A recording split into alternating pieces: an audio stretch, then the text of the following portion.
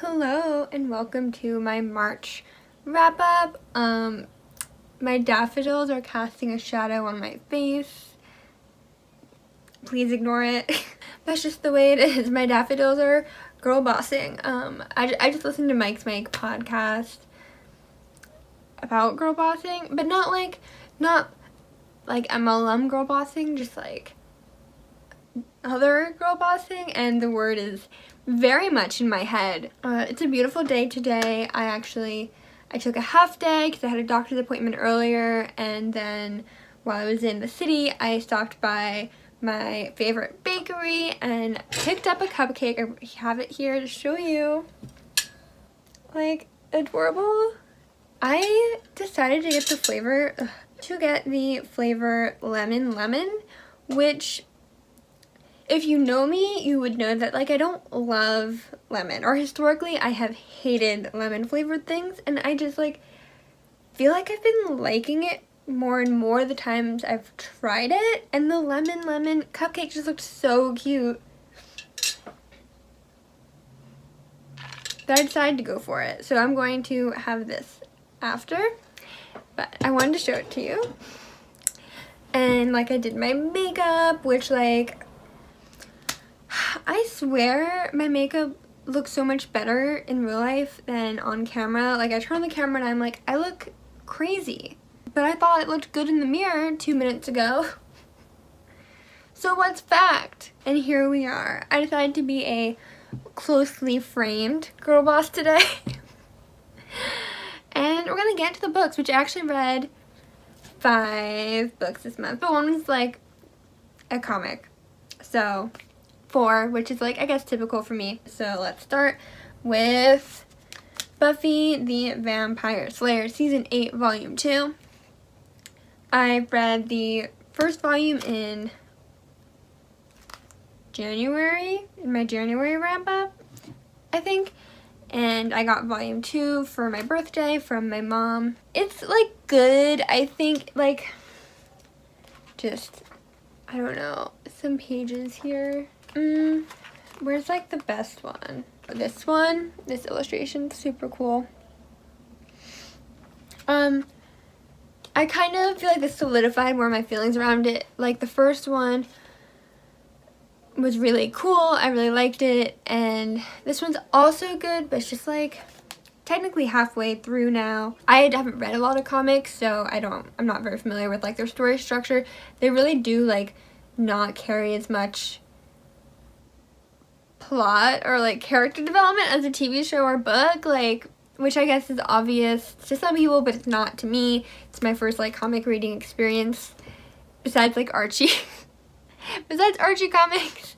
And while I do, like, enjoy these, I think the art is beautiful. I'm probably not going to, like, avidly buy these. I still want to finish Season 8, though. It's beautiful artwork. Now for the next book. This book actually made an appearance in my spring lookbook video. It's My Year of Rest and Relaxation. This was a recommendation from Morgan a while ago, and she was reading it, and I got it for Christmas, and I finally picked it up. I love the, like, design for it, and the colors, just, like, the, I don't know, question mark Regency period, like, portrait with the font and the pink, the hot pink. I love a book with hot pink. It's my aesthetic. This is really interesting. I liked this book a lot, which it's hard to point out exactly why I like it, because I usually am, like, very much a plot girl, and this doesn't have a plot. It's, like, introspective and maybe, like, more of, like, a character study. That study is like reflecting and analyzing the world, society, some, like, issues in society and how this person's dealing with it, I guess. Does that make sense? I can't think of the words for it. If I was, like, in the middle of art school, I would have great words to describe this book, but I don't remember them anymore. Hello, I'm editing. I think I need to add a summary in here. So This book is essentially about a young woman, I think she's 25 or 26, rich, very well off, like thin, fabulous, considered, but yet she's like miserable. She's trying to like hibernate for a year, like sleep through it through the use of sedatives, like abusing pills, prescription, and over-the-counter, in the hopes of becoming a new person. And during that time, there's a lot of reflection on her life and her past. It feels really like interestingly time appropriate, considering like the past year we've spent in the panoramic, trying, being inside for a year. That's like something she like kind of does. Like, I wish this year disappeared. And yeah, it's really interesting. There's a lot of commentary on stuff. That's the word I couldn't think of earlier. Commentary. That sounds interesting. I would check it out. It's not like a fun read. It's pretty dark, some of the content in it, but it's definitely enjoyable in that it's like a good, rich text to dig into. And it's like it takes place in the early 2000s. The year 2000, actually. So, Y2K is back, baby. It's trending. This is very, just, I don't know, time appropriate book to carry around. But yeah, I think this is a 4. I really like it. Yeah. And I would definitely like recommend it. Not to everyone. It's a more specific book type of reader, I think. Alright, we'll move on. Okay, so the next 3 books are a trilogy. I read the Darker Shade of Magic series. So I started off with this one, obviously, and then I hit this one, and then the last one. So, how do I feel about these? Well, I have a lot of feelings about these books, and I think it's really hard to kind of have a negative feeling about a book. So obviously I like them enough to like read all of them. I think I did the math and it was like 1,500 pages or so. So it's hard not to be like very emotionally invested in the characters, the storylines, when you've like spent that much time reading them. However, I do definitely think the first book is the best. I wouldn't necessarily say that you have to read the other books, though. You can read this as a lovely standalone fantasy novel. I've heard that the books like get better, that some people like the second book the best, the third book. This is my favorite book of them. I really enjoyed the world building and stuff. There's a lot of great things about this book. It's a good standard fantasy adventure. Alright, so these 3 books now, the first one at least I'll give a brief summary of, essentially is we have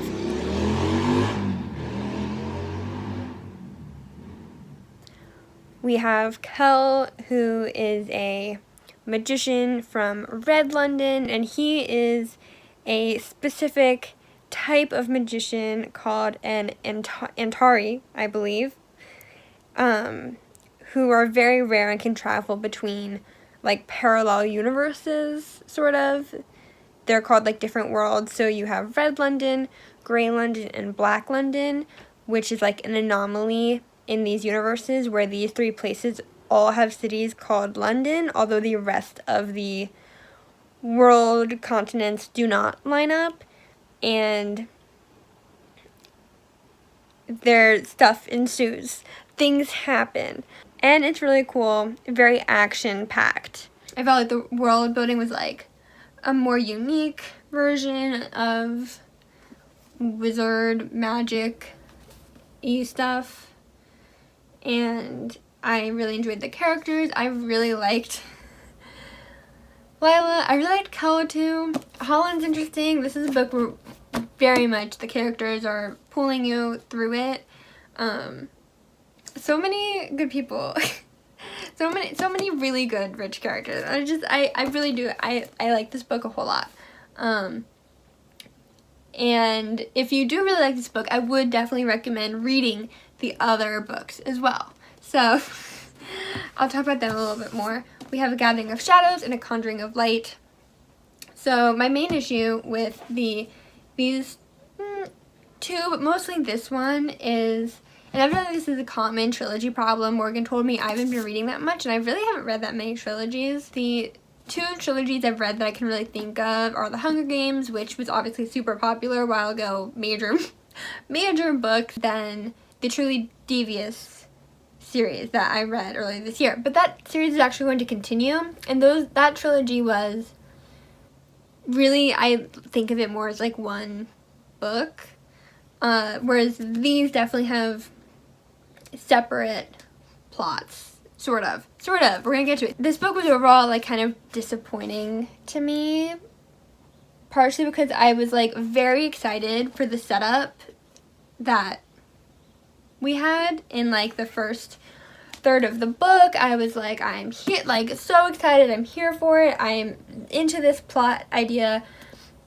And then like I kept reading and I felt like it was just never happening. Like we just weren't, like this book was so action packed and just had tons of momentum. And it's when I was kind of like, I felt like I was slogging through it about 2/3 of the way. I was like, oh my god, we're never gonna get to this setup. And like I thought that would maybe be the middle portion, and then the end we would hit something else that would set you up to this book.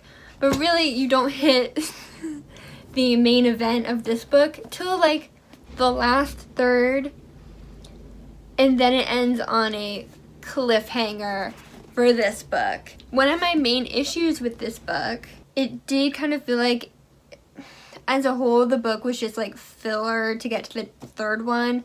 There is some major character development that happens in this book, but I would say it all happens in like the first third, and then the rest of the book is spent kind of like buying time on this plot that doesn't further the character development, but is almost more like proof of the character development. I don't think there is enough tie-in with the plot of this book to this book. Like the next book is a different book, but I feel like there were more ways we could have tied in these circumstances that this plot left us with at the end of the second novel into the third one, just to make it more worth it. I feel like the plot in this book could have been exchanged for like any number of other things the author decided without it really having any impact on the third book, which I think is definitely a weakness. So let's talk about this one now. This is the big one. You can see they definitely get larger as they go. Now this book had all of the action. It's kind of like watching Harry Potter Deathly Hallows Part 1 and Part 2, the movies. When it's split up like that, just all the action, non-stop, beginning to end practically, which is something I enjoyed, but also I was like, could this have been cut down? I don't know. There's some times when I was like frustrated by motivations or like just didn't understand it. I was like, this doesn't make any sense. And then like it was cleared up later, so it's like I could see the justification for why like that had to happen to set up this thing that happened later. But if I'm like annoyed at the thing happening and I can clearly see like why that was set up for the thing that happened later, like it should be more effortless to the reader, I think. I did like enjoy a lot of what happened in this book though, even if some of the twists and turns felt forced and unjustified as a means to get to an end at certain points. That sounded really bad, but I did like this book. Like I was crying at the end, and like that's one of the things where I said at the beginning, it's kind of hard to separate my actual like critique of these books as what I think of them technically versus kind of the emotional attachment I got to them, because in that way it was highly effective.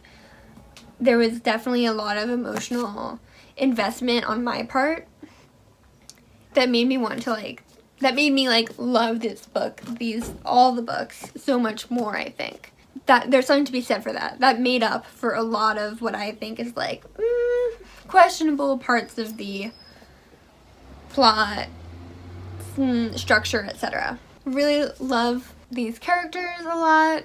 There's one character in particular that I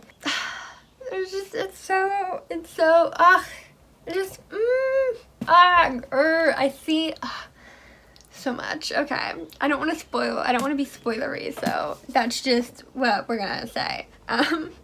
But definitely I liked it. I really like Lila. I always am like, I really like Lila. But I'm like, well, I really like Kel too. I'm like, oh, I like all these other people. It's a cool series. I would recommend.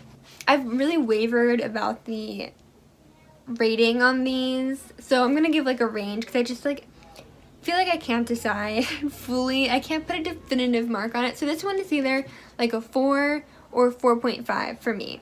The first one, A Darker Shade of Magic. I really liked it.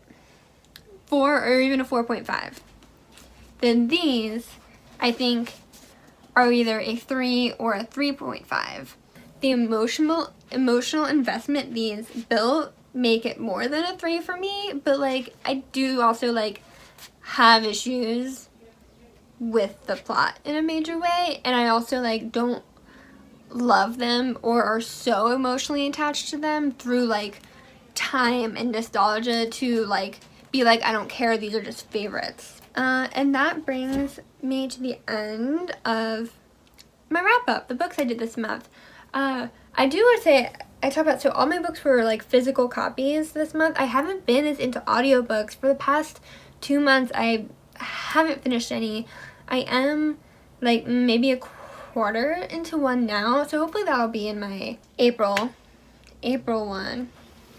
They just aren't hitting in my brain. I don't know why. I haven't been in the mood, but I've been having more trouble getting invested or maybe just focusing on the listening aspect rather than reading. Or maybe it's just the books I chose. I'm not sure. That's my wrap up. Hope you enjoyed it. I'm gonna be here. I hope you enjoyed this video. Thank you for watching. If you liked it, please consider liking or checking out another video of mine, maybe the other wrap-ups, or even if you like my face, subscribe. That would be appreciated. Thanks. Bye. Bye. No. Bye. Bye. Bye. Do a mic. Peace out. Bye.